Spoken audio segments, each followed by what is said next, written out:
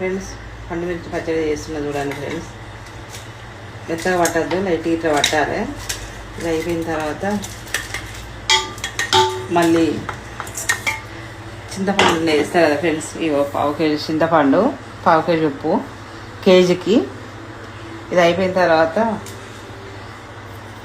అప్పుడు మళ్ళీ పెడతా. ఇవో కొన్ని వేస్టేజ్ ఇట్లుంటాయి ఫ్రెండ్స్. ఇవైతే పండు వారిని ఎక్కువ పండు వారి మెత్తబడ్డాయి కాబట్టి తీసేసిన. పోపు వేసేటప్పుడు ఫ్రెండ్స్ పండు మిర్చి పచ్చడి చేస్తున్నా చూడండి ఫ్రెండ్స్.